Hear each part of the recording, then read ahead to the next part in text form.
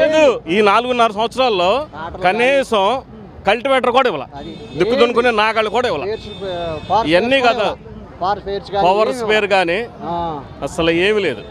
అన్నం తినేవాడు ఎవడో మాట మాట్లాడడం. నా బాధ నేను చెబుతున్నా. ఒకడు విమర్శించి ఒక పార్టీ కాదు నాకు కావాల్సింది. నా బాధ నేను చెప్పుకుంటున్నా. ఇవాళ్ళకి నాది 30 ఎకరాలు కోతకు వచ్చి ఉంది, కొనేవాళ్ళు లేడు, చేను పడిపోతుంది. ఏం చేయమంటారు? గత్యంతరం లేక వ్యవసాయం చేస్తే ఉరి చేసుకునే రైజులుగా ఉన్నాం. అది పొజిషన్. నేను అంత చదువుకోలేదు, నాకు తెలిసిన వరకు నా డిటో ఇళ్ళు కట్టించాడు. మనిషికి 2 లక్షలు తీసుకుని ఇచ్చాడు. 4 స్టేర్లు 5 స్టేర్లు వేసి ఉన్నాయి. ఆ ఇల్లు ఇస్తే సరిపోయింది కదా. సెంటు భూములు కనీసం కుర్చీ కూడా పట్టదు.